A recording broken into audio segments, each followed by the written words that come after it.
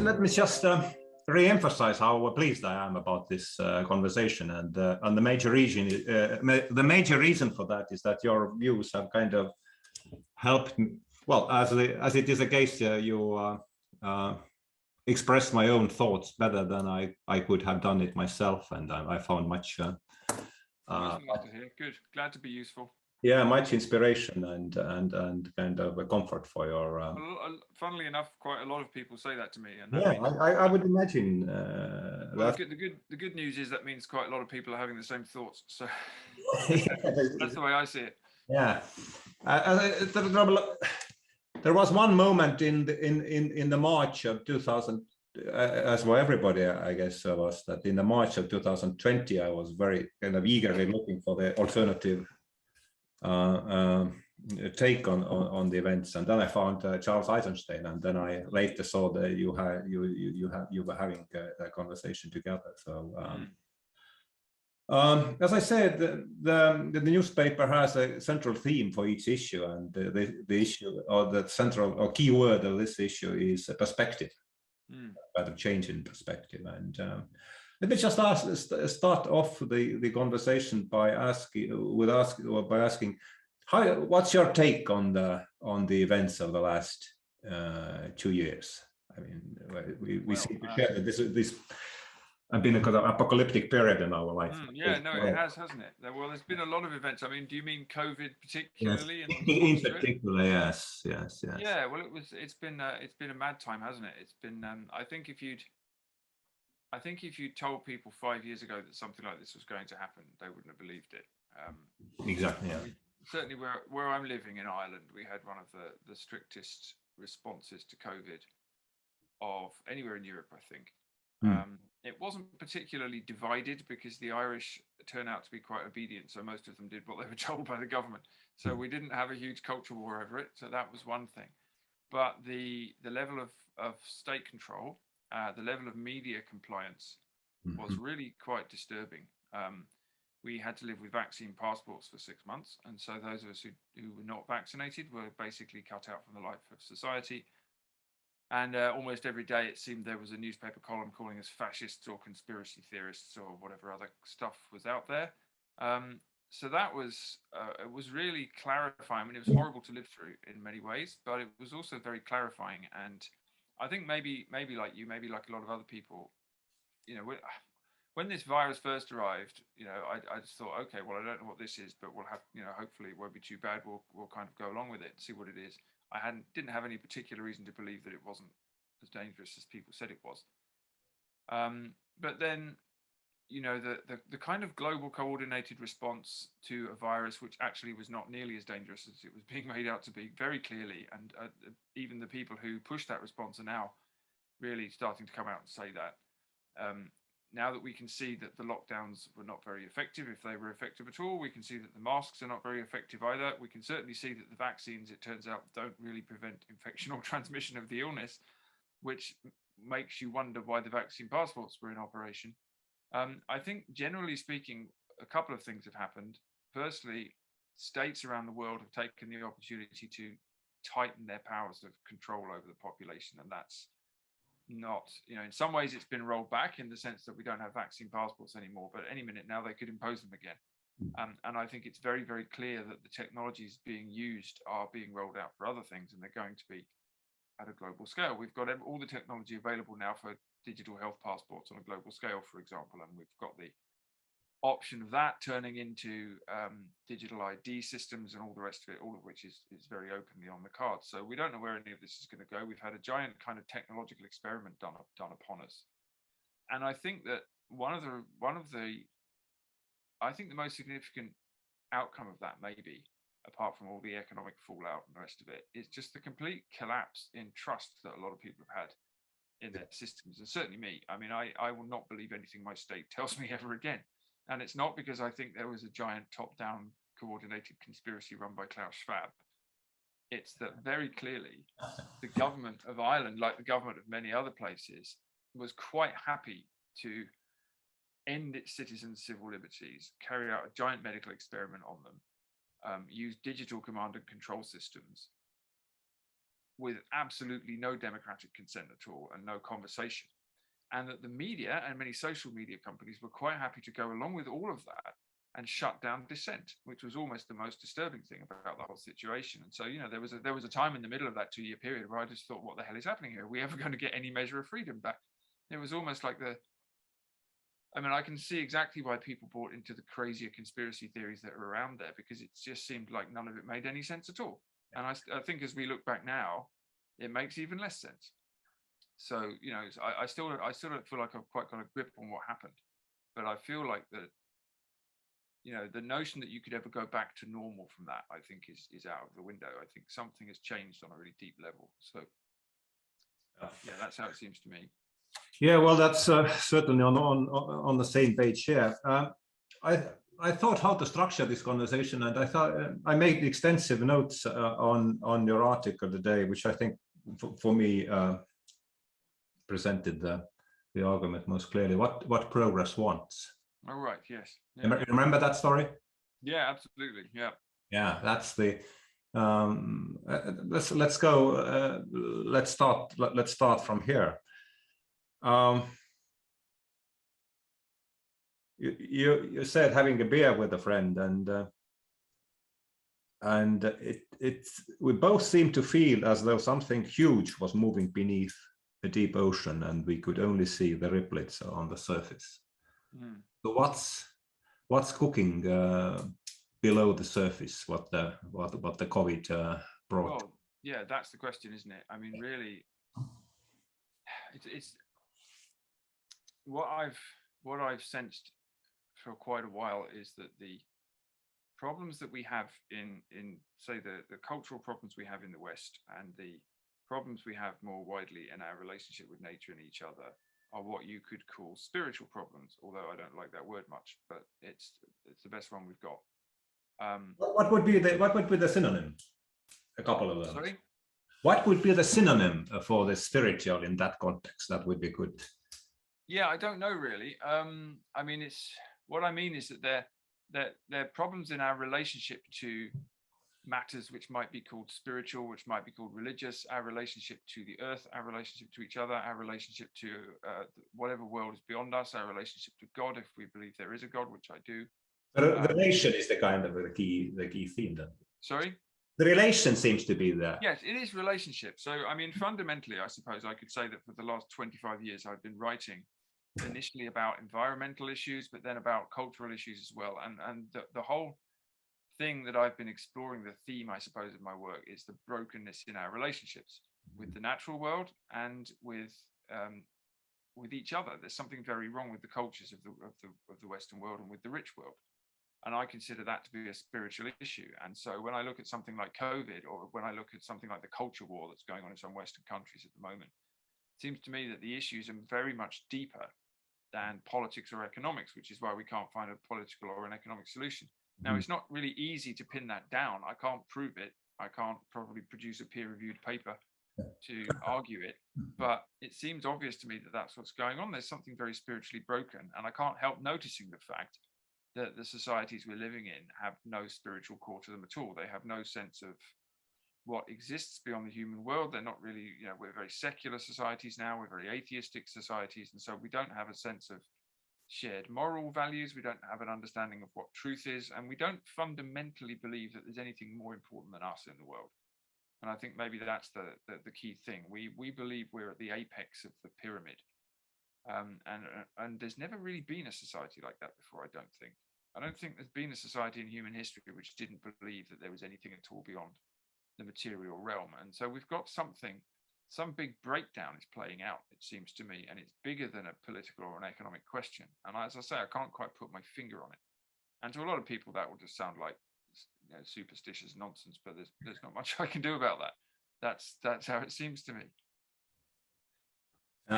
Yeah, well, thanks to this article, I found the name of the Italian philosopher. Yes. Could you please, since I really came across first time of this name, could you just please, when did you find him? And his words also struck a chord with me. Well, I can't remember where I came across him, but it was quite recently. I read a review of his book. He's only quite recently been translated into English, which I think is why people have only heard about him in the English-speaking world quite recently. He's an interesting Italian philosopher, Augusto Del Noce, from the mid 20th century. And he was basically, I mean, his collection of talks and essays is called The Crisis of Modernity, which gives you an idea of what he's talking about. And really, I think he's exploring the same question: is what's gone wrong with the modern world? And fundamental, I mean, it's difficult to summarize his thought. He's very complex, but broadly, I think he's arguing something similar. What he's effectively arguing, I think, is that in the modern West, we've substituted politics, and particularly revolution, the notion of revolution, for religion. We don't have a religious guide anymore. Liberalism, which replaced religion as a kind of system in which we believe in individual rights and freedom, is fundamentally unstable because it doesn't have a core to it. It doesn't have any sense of shared belief. And so eventually, as we're seeing now, it starts to come apart. But because we have, and he's hardly the only person to say this, because we have a need for meaning, a deep human need for meaning, we're often in the West creating meaning through politics or philosophy, and particularly revolutionary politics. So the kind of Western Christian desire to change the world, which used to be a religious desire, has become a political desire. And so what we're doing is we're kind of substituting politics for religion, which makes a lot of sense to me. I mean, if you look at the way that the culture war is played out at the moment, it's a group of people who are quite puritanical, quite fanatical in their sense of what the world should be like and who's right and wrong. It's a deeply moral kind of crusade that people have got going. And it feels very religious, but there's no God in it. Absolutely. There's no God in it. There's no love in it. There's nothing higher than us.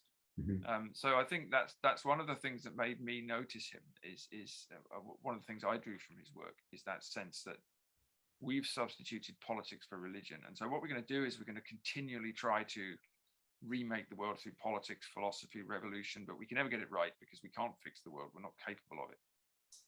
And so we're kind of stuck in this world in which we're arguing over meaning, but we don't agree on what meaning is.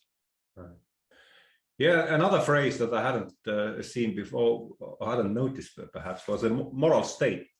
I think that was in one of your writings or one of the podcasts, and it seems to me that the Western culture or the Western way of thinking has developed in a kind of a space between church and the secular powers, and now they seem to have kind of interlaced with each other, or what? How do you Yeah, I think it's interesting. I mean, one of the things I've been exploring for the last couple of years in my writing is what's going on in the West, because it does seem to be collapsing. And so the first question you have to ask yourself is, what is the West? What are we even talking about? Right. Why are we suggesting that all of these countries in Europe, for example, which in many ways are very different to each other, are all part of this thing called the West? And the only answer, and there's an English historian called Christopher Dawson who wrote a very good book called Religion and the Rise of Western Culture, I think it was called. And he talks about this in great detail, and he says, look, the only reason we talk about the West is because of the Western Christian Church. The thing that united all of these countries was the Catholic Church. Right. Up until the Reformation, they had, even though the countries were at war with each other half the time and had all sorts of other divisions, they were united in this sense of being part of this thing called Western Christendom. And that really started to collapse after the Reformation.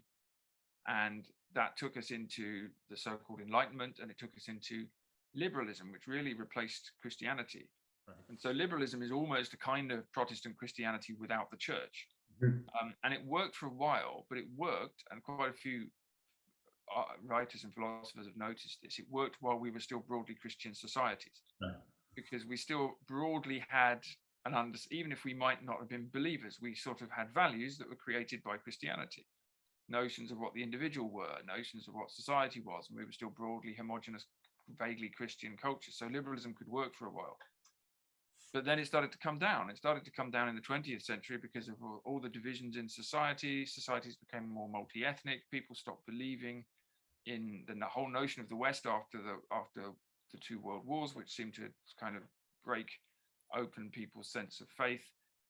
Consumerism, individualism, the sexual revolution, all sorts of things happened, which basically divided society so much that liberalism couldn't work anymore. We didn't have a shared sense of values anymore.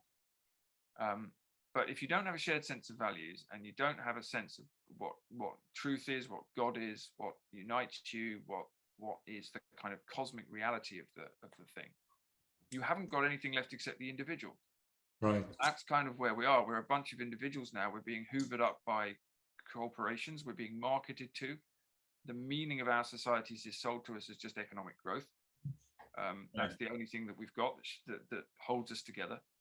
And because we can't even agree on anything as fundamental as, I mean, even now, what is a woman? What is a man? What is biology? We've really got to the point where we can't even agree on what the human body is.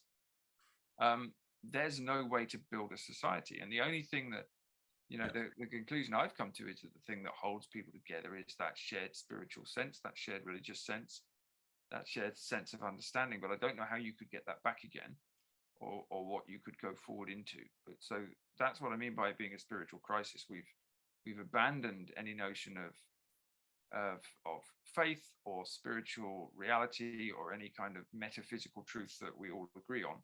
And that's got us to the point where we can't agree on anything.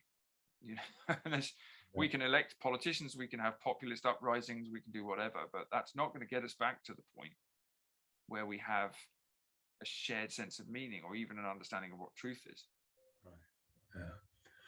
Yeah. Well, I somehow felt that the thing that is going on has to do with the shadow of Christianity, and I think that really came through from your writings as well, and the Antichrist theme. And I've written on Illich myself a little bit, and that's I found interesting.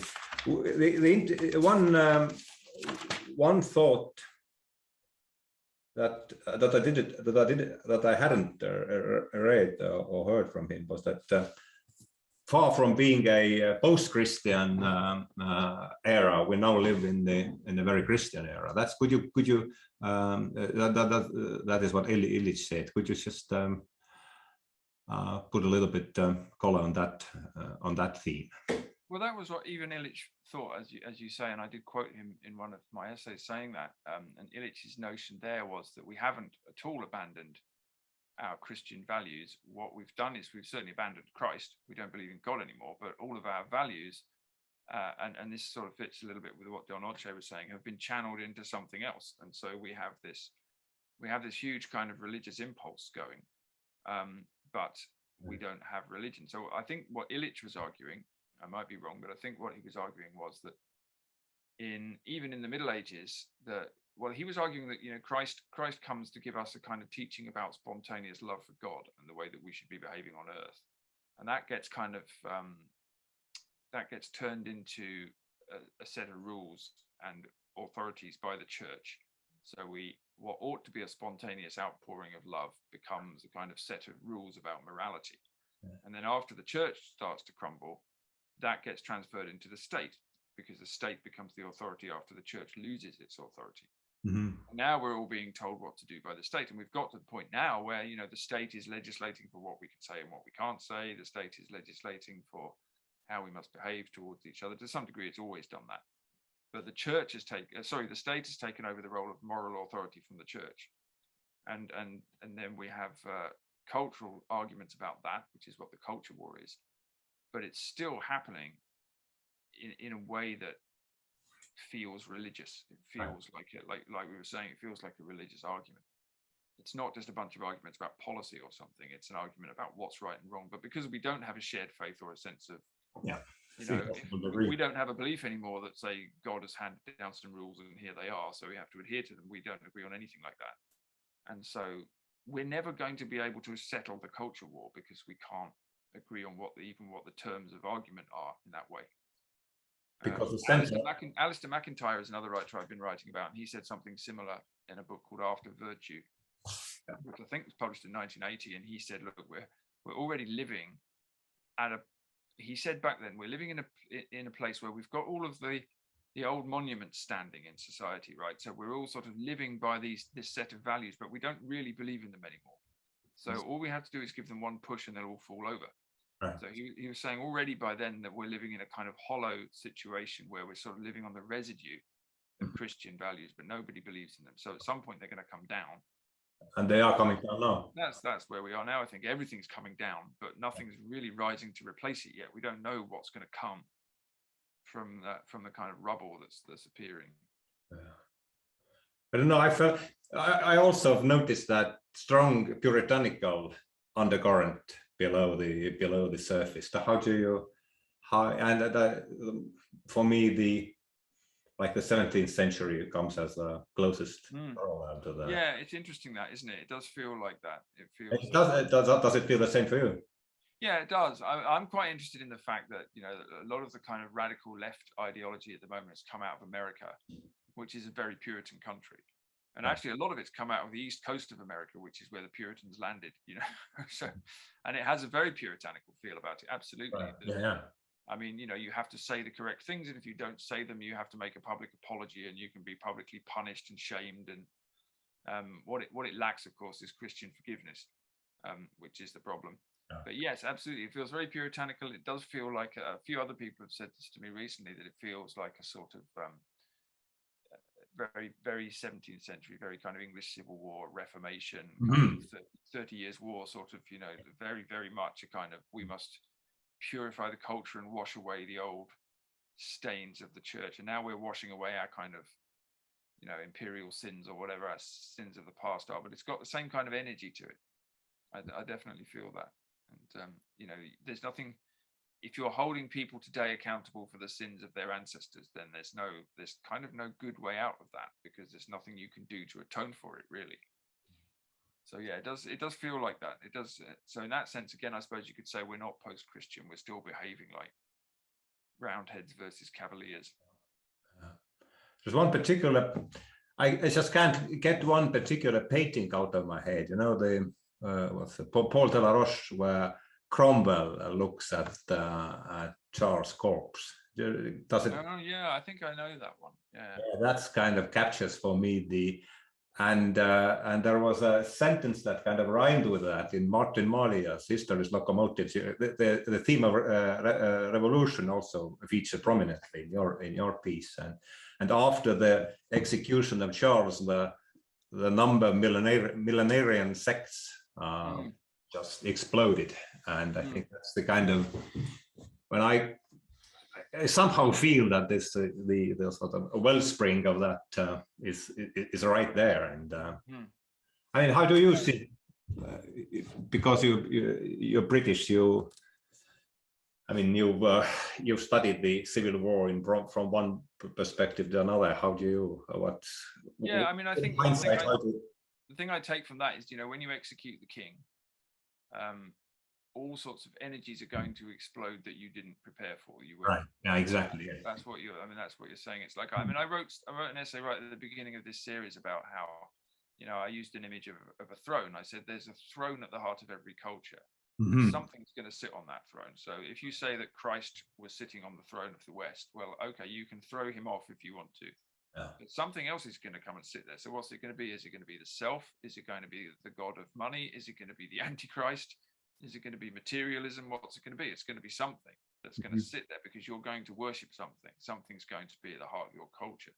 Right. If you don't know what it is, and if it isn't something that you believe has come from God that's trying to take you to a higher place, then it's going to be taking you to a lower place. It's going to be taking you down into the material world. But when you do dethrone whoever's on the throne at the heart of your culture, then you're going to get this huge explosion of energy, and you're not going to be able to control it. And it does feel like that. I mean, it certainly looks like that's happening in America, doesn't it? I'm quite glad not to be in America at the moment. It looks, but Britain is going quite crazy as well. And it feels like we've dethroned someone in the West, but we now don't quite know what to do with the resulting explosion. Right. Yes. There was another one. I mean, I got it basically, but I'd nevertheless like you to elaborate on that. Transcendence within the world can also be translated as progress. That seemed to be. I mean, there's you remember the context probably. I can remind you, but yeah, I think I was talking about Del Noce's notion, wasn't I? There. Yeah, this is getting. I think it's under the subsection. What the progress wants is the end of transcendence. Yeah. So I think that was something else I was drawing on from Del Noce's work there. That if you take away from a society the notion of transcendence, that there's something beyond, that there may be something after this life, that there's a God, there's a deity, there's a whole spiritual realm that you're accountable to and that you're sort of aiming for. So, in the Christian perspective on that would be, we're created by God to be a certain thing and we failed to be that thing. We've fallen away from what we can be. And so our work is to try and get back into the kind of right relationship with that, to return to God. And that's the path that Christ shows you how to follow, which is, humility and sacrifice and love of neighbor and enemy and dying to the world and all these other things. That's the way to get yourself back into the shape that God wanted. So that's a transcendent claim. But obviously, it's not just Christian societies who make that claim. A Muslim society would have a slightly different claim, and a Hindu society would, even a Buddhist society would have a claim of how you can move beyond this material realm. And what Del Noce says is if you abandon that, and it's very rare that any society would do that because every society's had some sort of sense of the transcendent. But your appetite for transcendence doesn't go away; it just gets forced into the world. So that's when he starts saying, that's when you get, say, revolutionary politics. Because if you look at something like Marxism, you can see a very clear utopian framework in the world. So instead of hoping to reach God, hoping for transcendence after your death, you try to create the transcendent utopia here through politics or through revolution or through some philosophical means.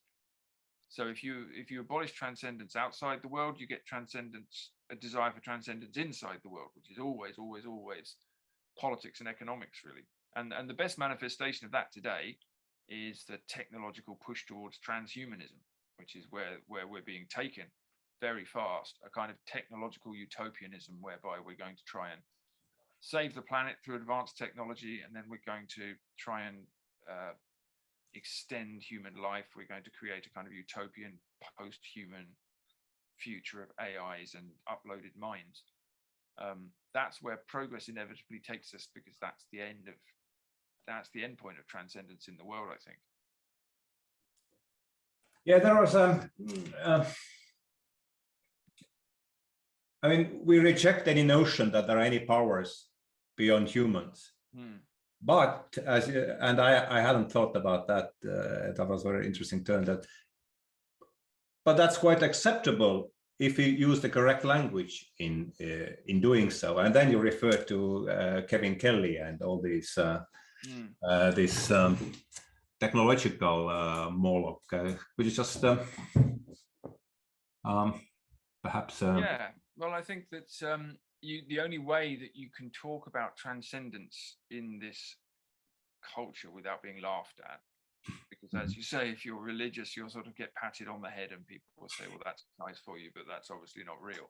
But the way that you're allowed to talk about transcendence is through this kind of Silicon Valley ideology, which is rising very fast around us now. And I've written a bit about this, and I'm going to write more about the transhuman desire to fundamentally to preserve human life forever, to create this utopia through technology. And this is the very clear stated aim of a lot of the guys who run Google and Facebook and all of these other companies in Silicon Valley. They've got a very long-standing desire to use technology to effectively create what's the word I'm looking for? An immortal life, well, for those who can afford to pay for it anyway. And also to use it to stop the climate from changing and to create a kind of utopia in which we can all live, and to create artificial foods that we'll all eat and all the rest of it. So it's precisely a desire for transcendence in this world. But because we talk about transcendence through technology, through, say, AIs or silicon uploads, it's taken seriously, because that's the framework that we operate in. Technology is good. Technology is progress. Technology will save us. It's the only kind of socially acceptable way to talk about these things now. Again, I've thought about, and the issue of Reformation Well, the word Reformation has come up in our conversation as well, and I thought about it also. I had a course on that actually in the autumn. But how would you sum up the impact and the meaning of the well, the reason I'm asking that it feels kind of on a gut level that we're living through this kind of second Reformation now. It's that kind of magnitude. You know, how does that feel? How does that feel for you? And how do you see it does, doesn't it? I mean, the interesting thing about the Reformation is that it started off with quite modest aims. You know, it started off with genuinely a desire to reform the church, but it didn't take long for it to become a movement of people who wanted to destroy the church and who thought that the Pope was the Antichrist. And then we have any number of other churches being set up, and then that spirals as well. And even people like Luther, who were quite establishment figures, were quite quickly outflanked by more radical figures who saw them as too conservative and too Catholic. And so you had this huge Europe-wide explosion of radicalism and warfare. It's a little bit like we were saying just now. Once you kill the king, anything can happen.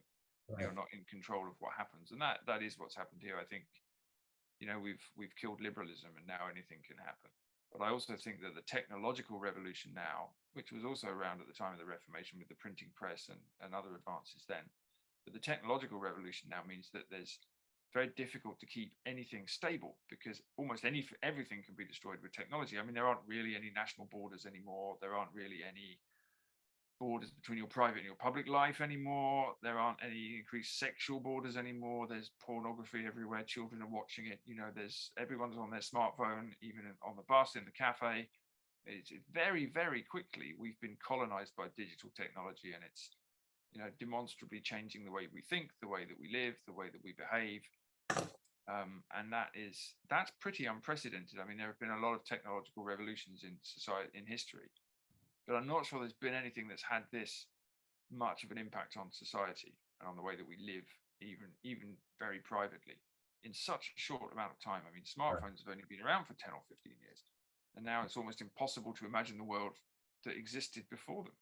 Right. They've revolutionized everything, and it's going to get more revolutionary as well. I mean, once we start getting the digital payment chips implanted under the skin, which is the next thing on the list, then it really starts to kick off. So we've got this unleashing of technological power in a world in which we don't have a shared sense of belief, and that's quite revolutionary stuff. So it's just really impossible to know where it's going to go, and I think that was one of the reasons that COVID was so disturbing as well, because it was 10 years ago wouldn't have been possible to exert that level of control over people.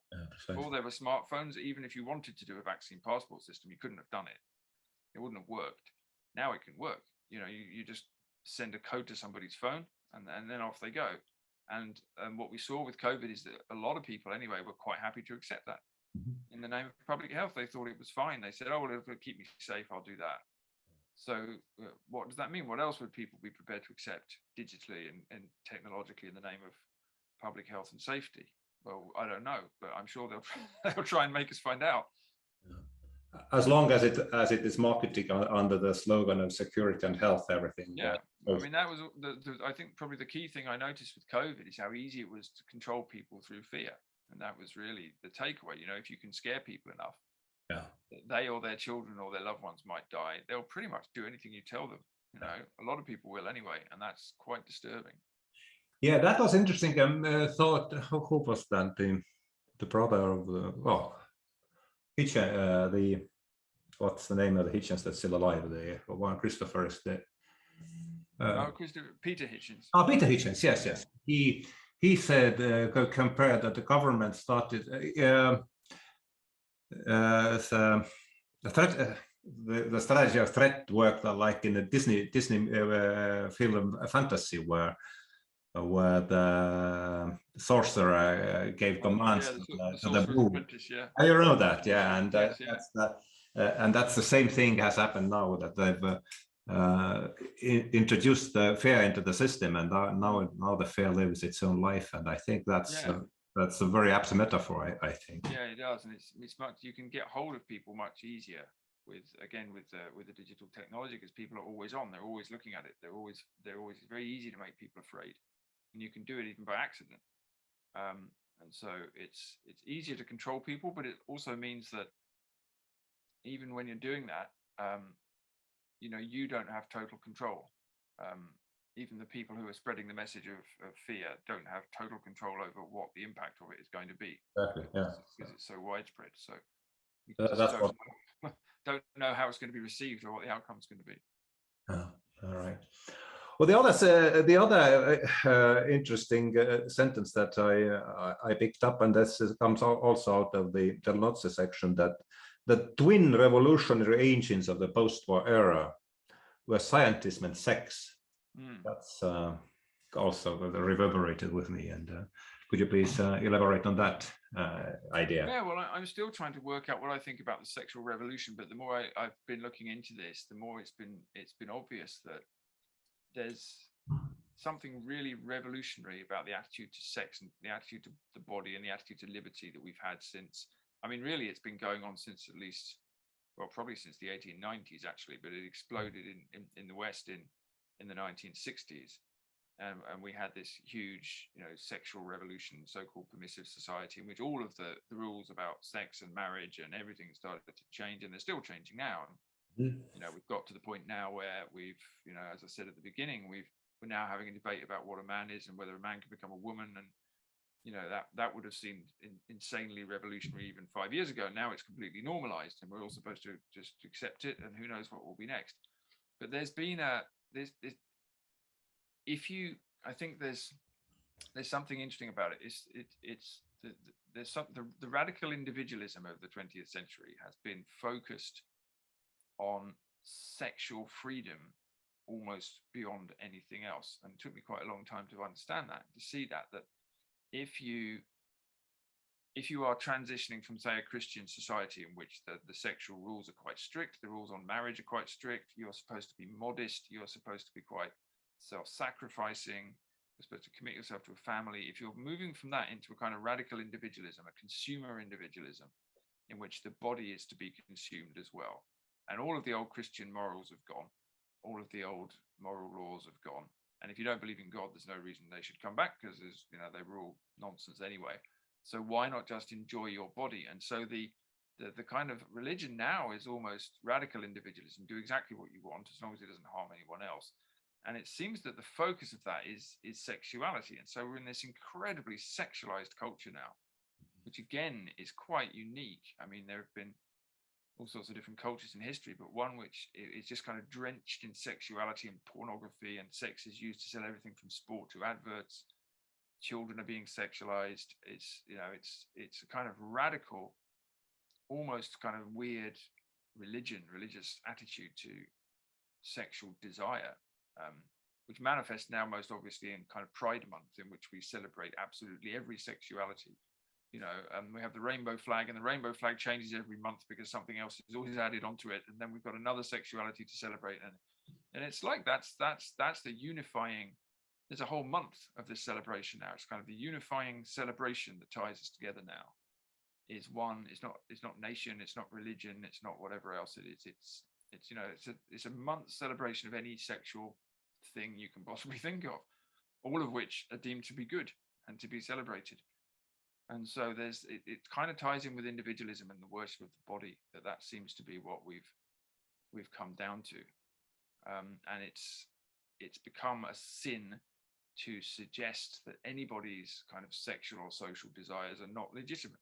You know, that's and so it's like an inversion of Christianity or any other faith which had quite strict moral codes. Now we say there are no moral codes at all, and that's the kind of universal good.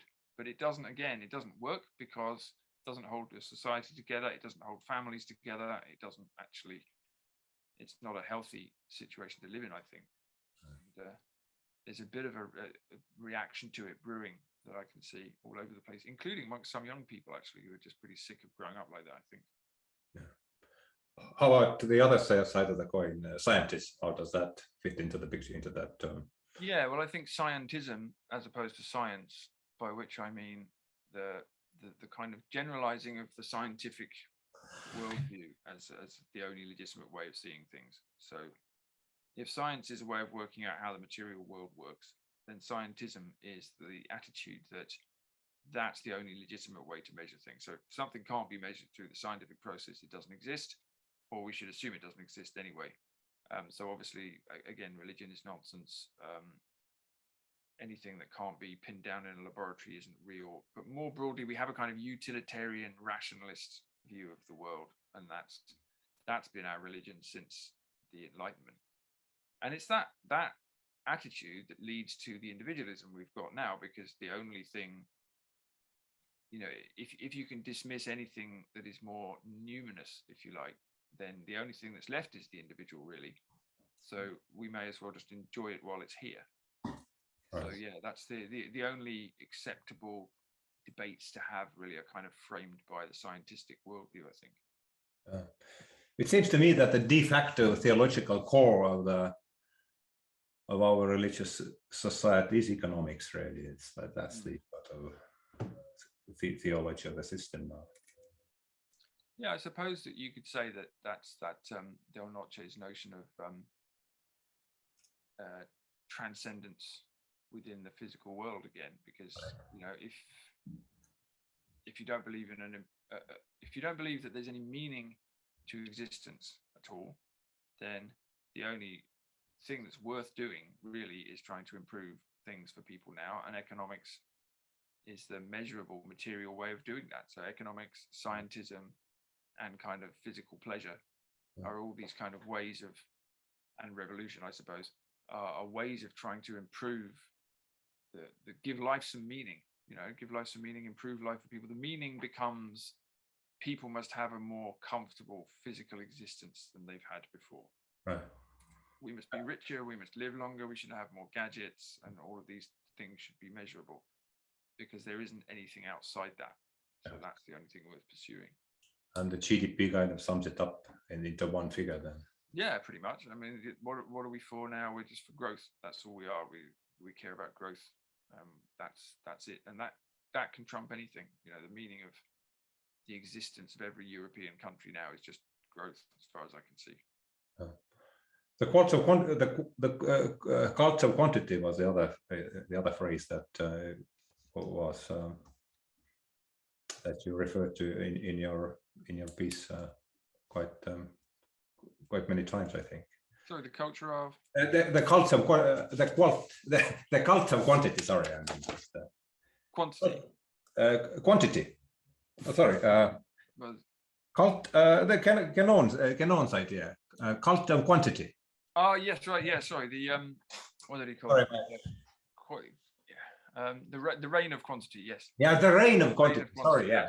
Not the cult of quantity. Yeah, exactly. Yeah, and this is René Guénon, and all of these thinkers are kind of coming at the same thing from different angles or with different language. And Guénon says something similar. He says once you detach your mind from anything that's above you, once you detach your soul from any transcendent or religious view, you just come down into the material world.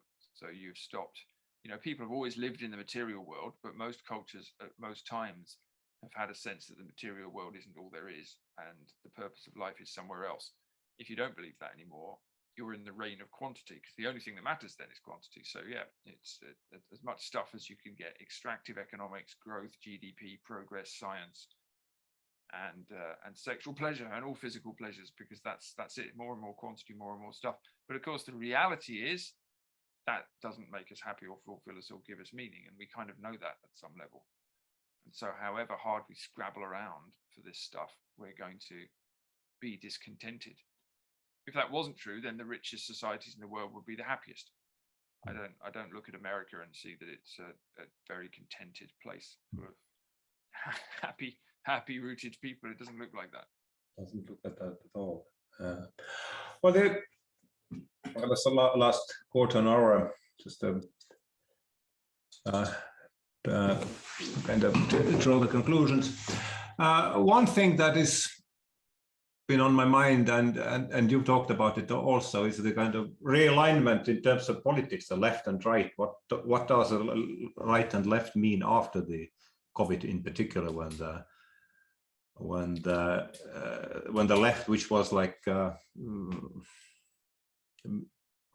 had distrust towards the authority and big pharma, now the circle is kind of changed. It was very revealing. That I wrote about COVID, and I wrote that it was an apocalyptic time, in the original sense of the word, the Greek word apocalypse, which means revelation. So it meant that a lot of things were unveiled. We saw a lot of things that we maybe hadn't seen before. And one of the things we did see is that a lot of people on the left, who, as you say, you would expect to be concerned about corporate power, concerned about state power, concerned about media censorship, all of the things the left has been talking about forever. These people suddenly came out in favor of all of it. I mean, I have left-wing friends and people I used to know and that are sometimes in the public realm, and I was astonished to see these people, you know, defending Pfizer's dodgy trials and defending the state, you know, defending what Justin Trudeau was doing to the truckers in Canada, and defending vaccine mandates, and defending and insulting and abusing anyone who had questions or who was concerned, calling for media censorship on anyone who didn't agree with vaccination. And it was quite something.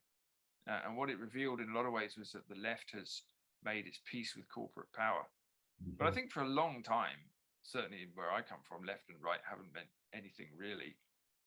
I mean, you know, the right used to be people who would defend tradition, and they would defend the king, and they would defend cultural conservatism and that kind of thing. And the left, broadly speaking, were quite revolutionary, or at least reformist, and they tended to represent or claim to represent working people, and they wanted a fairer society. And that isn't really, those divisions don't really exist anymore. For a long time, the right hasn't wanted to conserve anything at all. It's been just in love with markets and money. And the left has been, I don't know what the left has been. I think the left has embraced kind of post-60s radical individualism. And so it's given up on society, it's given up on working people. It's become a kind of middle-class movement of quite wealthy individualists who are basically promoting the kind of progressive, scientific, rationalistic society that we've seen. And what you've got then, and this is why we've got a populist movement across Europe, is you've got loads and loads of people who look at both the left and the right and think, well, neither of them are telling me anything that makes any sense to me. Mm-hmm. Neither of these movements is speaking for me. And neither of them have got any solutions to all the problems we've got now. They've just got these old roadmaps that they keep rolling out for us that don't work. And so it's, it's the terms don't work anymore. They don't have a meaning. Everything's realigning itself. Yeah, well, speaking about solutions, possible solutions, and one way I'm drawing on my personal experience, and I've thought in that way that clearly something is going on, and what is going, the purpose or tell us of what is going on is to make us to pray again in collective. How far we are so far from it now, and to get from point, if I'm correct, obviously, which is probably, I don't know. Yeah, so you think the purpose of it is to take us back to God? I think so, yeah. I mean, even I would say to make us pray again. I mean, and that's a observable behavior. But what's behind that? And you have your impressive journey through. Yeah, I mean, I think that's pretty much the same place I've ended up. Really, you probably know that famous story from Alexander Solzhenitsyn when he was asked, he was giving his speech, I think his Nobel Prize acceptance speech, I think, and he was talking about communism, and he was asking the question, why did this happen to Russia? How did we get from a situation where, you know, within almost 10 years, we'd gone from, you know, he talked about how the sort of the liberal bourgeoisie in Russia in about 1905 were living in this quite comfortable country, and they couldn't have imagined anything changing. Yeah, I remember that. Yeah. 15 years, you've got kind of gulags and death camps. And he said, why did this happen? Yeah. And I think he said his grandmother said to me, my grandmother said to me back then, he said, we've forgotten God, and that's why it happened. And he said, 50 years later, after I've read everything there is to read, and I've written everything there is to write, and I've explored every philosophical answer for what happened to us, he said, I can't answer it any better than she could. Right? She was basically right. And I think it's a very interesting perspective. And I've been on my own journey, as you say. I suppose I've been a seeker for a long time, and I found myself becoming a Christian a couple of years ago, and that took me to a place where, I mean, I don't like the word conversion, because I almost felt like I'd always been a Christian, and I only just realized that was what it felt like. But the more I dig into how Christianity formed us and what the Christian story is and what the reality of God is, I come to the same conclusion. There's a desperate need within humans to reach out to God, to basically to pray, because that's what, an Orthodox monk will tell you. We're praying creatures. That's what we're for. That's the distinguishing characteristic of humans. Who said that? Well, I've heard it said by different people, Orthodox monks. Orthodox tradition. Okay. Yeah, I got it. I've seen it said in a lot of places. It's quite common to hear in the Orthodox Church. The purpose of humanity is to pray. Mm-hmm. So if you take yourself away from God, and if you believe there is a God who wants us to come back again, which Christians do, then yes, maybe this kind of thing is these kind of dislocations have to happen. Maybe we have to break ourselves away and rebel, which of course is what we were doing in the Garden of Eden right at the beginning. And the whole of the Bible is a story of us endlessly rebelling against God and having to come back again. So it's like, here we are again. And maybe that is the purpose of it. Maybe it's that we learn what we lost and try and find it again. And I think that we're going to have to go right back to the beginning. We're going to have to go right down, because almost everything is crumbling at this point. And the only thing that's left is prayer at some point. The only thing that's left is prayer. The only thing that makes a lot of sense to me at this point is prayer, is God. I don't have any political solutions. I don't think there are any. I don't think we're going to solve our society's problems with philosophy or whatever. I mean, it's always worth thinking about these things, but I think we have to go right back to the roots again. We have to start praying and finding our kind of humble way back home again. But that's not a popular answer in society as a whole. No, it's just so far from that. It's not common. People don't want to hear it. But the interesting thing is, I've noticed that just even since I started writing about this myself, because I didn't expect to become a Christian, I didn't want to be one. I've noticed this happening to a lot of other people. There's a big movement going on. Something's happening. Yeah, people are going back to the Christian church. More people have religious questions. Younger people, especially, interestingly, are just looking around them and saying, this is just not right. And it seems to be bringing people back to, and people want a kind of serious manifestation of Christianity as well. They don't want a kind of worldly version. They want to know how to reach God again. So that's just quite interesting. I think it'll be interesting to see where that goes. The notion of awe, I think, is I think it was Peterson who said that explained awe in a way that awe is when a rabbit sees a 60 meter high wolf. That's that could easily be on the cards. Yeah. If you carry on like that.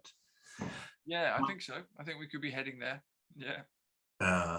Well, I'm just to use my remaining minutes in the most meaningful way.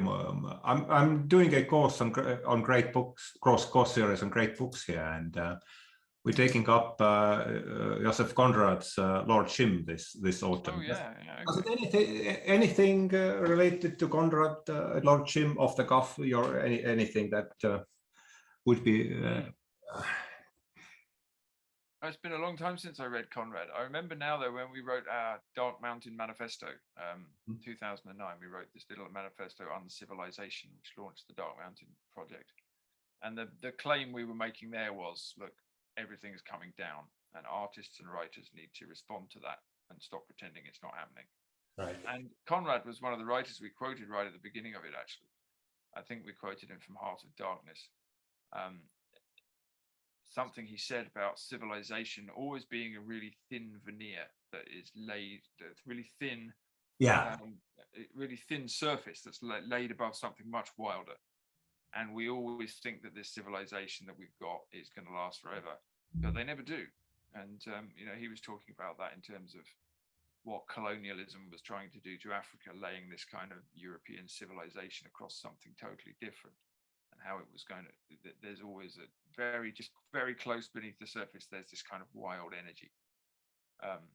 Yeah, so that's what's quite interesting about Conrad. I think that he sees that the kind of really fragile nature of civilization, and you could see that right back in the Victorian times at the kind of heart of imperial glory, when everyone was very confident about progress.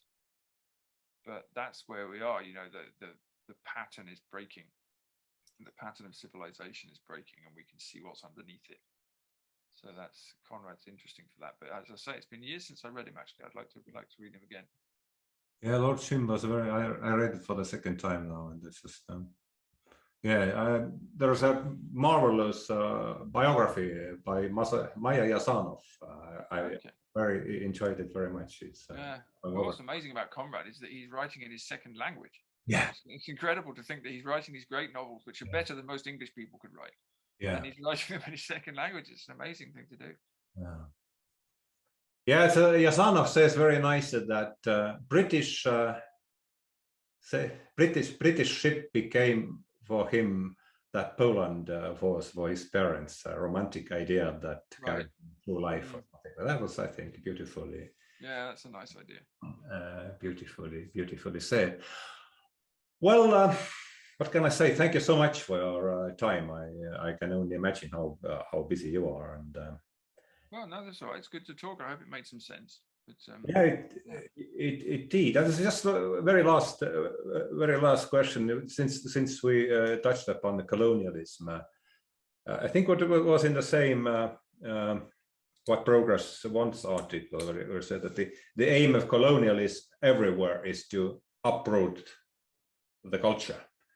Now it seems like the colonialism, and this is John Gray makes this argument against the colonialism went out and rebounded and started to work. I think that's where we are. And Robert Bly was another writer I wrote about. He wrote about this. Robert Bly? Bly wrote a book called The Sibling Society, American writer. Sibling Society. Did a lot of work with myth. And this was back in the 90s he wrote this. And he was another writer who said America in particular has colonized itself. And he said the American cultural elites are using the same tactics that we used to use on, say, Native Americans, uprooting the culture, trying to rewrite the stories, abusing the ancestors, taking the religion apart, all of these things. So he said we're the first country in history to have colonized ourselves. So, and that does feel like what the West is doing. It's exactly that kind of historical irony or revenge or something. The things that we went out and did to other people, we're now doing to ourselves. Because we don't have a sense of who we are anymore. And that's a spiritual question, isn't it? You can't know who you are unless you know who you worship, I think. And as Gray said, the concept. Well, Stalin borrowed the techniques that were used in colonial era, the concentration camps. That makes a lot of sense. Well, thank you, Paul. That was, as I said, that will be in our newspaper, and I'll make also the video available and send the link to you. And that would be great. Thank you so much for your. Thanks for your time. I really appreciate it. It's good to meet you virtually. Yeah, and please just carry on with the great work that you do. That's been really very inspiring.